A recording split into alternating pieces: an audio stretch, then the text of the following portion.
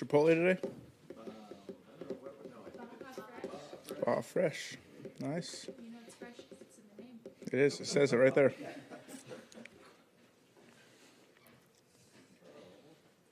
what were some overall takeaways from Sunday once you guys went back and watched the tape? Overall takeaways. I thought there was a lot of. I think guys played really hard. There's a lot of really good stuff on tape. Just not enough, obviously, to win it. And that's what matters at the end of the day is walking out there with a W. Encourage. I think everyone is encouraged. Just saying, hey, look, there's some really good stuff we're doing. Some really good football, sound football that we're playing. What can we do to get over that hump and come out of that game with a W? And being critical of ourselves in that scenario. And so there is definitely a part of it is, hey, we got rectify what was bad here, but also take some confidence going into it, saying, hey, we're playing some good ball here. We just got a little more we can do to come out of the game with a W.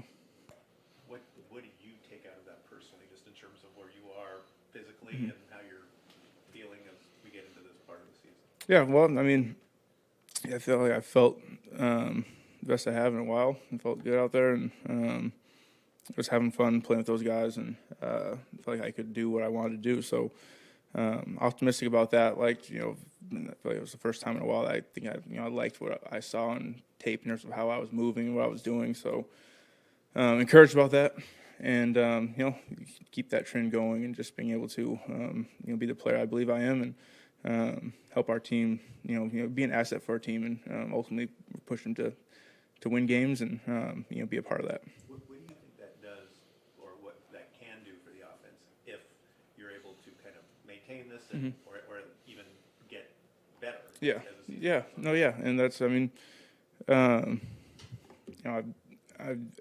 I've said over and over again. I think my goal is to be an asset for this team, and I think there's been weeks this year where for health or whatever reason, that I feel like I haven't been the player that I should be for this team. And that's frustrating. It's frustrating not being able to be there and be able to help this team how I want to. And so I'm excited about, being able to move forward here and hopefully be able to keep this thing growing and get back to, feeling how I want to. And certainly feels like I'm trending that direction. So I do think I'm a better asset when I'm healthy than when I'm hurt. So.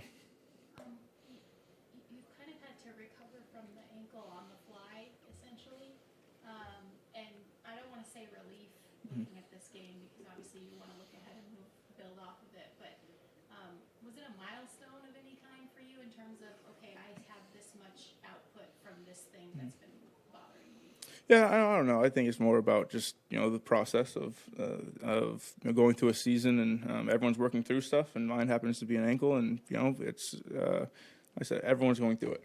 So for me, it's a process, and I don't think I'm not putting any milestones. I'm not trying to put any markers on anything. I'm just saying this is just a part of that was that week, and this is this week, and we're just going to continue to get better and continue to improve, and get ready to prepare to go win a game. When you think back to the first game of the season, if you were on the sideline in Seattle, Puka had a big game, his first game. I know you had seen him during camp, but what did you think when you saw what he did in that first game? Yeah, well, like I've said before about Puka, I think looking back on that Seattle game was his ability to weather the highs and the lows. There was, as great of a game as he played there, he did have some plays I know he would have wanted back. Whether it's drops, some of the hits he took, some of the things that happened just in your first game as a rookie, inevitably there's going to be some of that stuff. But his ability to, respond and, just be able to get back into the huddle and play the next play, that's a very special thing for a rookie to be able to do, to have that mentality, have that mindset. And I think, the Seattle game is kind of a microcosm of what the season's been for him.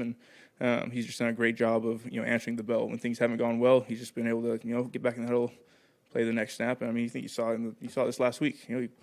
One drive, he has a drop that's very uncharacteristic of him, and one that he obviously wants back. But the next drive, he makes an unbelievable play, on the sidelines. So that's a testament to Puka and his mentality. I know the way that Matthew's played over the last 4 games is probably the Matthew that you guys all know and recognize. But what, if anything, has stood out to you just about the way he's played in that stretch? Yeah, he's doing an incredible job. I think it's not just. I think everyone sees the throws he's making and the things he's doing, and I mean he doesn't get the appreciation for what he's doing because everything he does is in the pocket. He doesn't want to get outside the pocket. He'd rather stay at home and just kind of just keep it. He doesn't want to get his yards too high. So what he'll do is he'll stand in the pocket, and manipulate his arm angle and make some throws in there. That's just like, gosh, dang, I can't believe that you made this throw. You might not see it on ESPN the next night, but we see it. And aside from even that stuff, I think the way that he's managing games, being in the huddle, the leadership that he's shown, the ownership of the offense, the understanding, and being able to just communicate clearly to the rest of us, so we can play free and not have to worry about what we're doing and things like that. He takes a lot on himself to take the load off of a lot of people, and it's a pretty special thing for a quarterback. The way that he handles that, and no one else is going to know that, but he does a big part of that for everyone. For that dive catch that Puka made, Matthew got hit very hard. Mm-hmm. Are you aware in real time when he gets hit hard on a play? Yeah. Not until you get back in the huddle and you see him trying to catch his breath or holding various limbs and whatnot. But no, he has a pretty good job staying pretty stoic back there and in the huddle. So you really don't see it until you're looking at the tablet on the sidelines or you're in here the next day. Your touchdown, what had to happen on that play for it to work? Matthew just had to throw a great ball very, very early.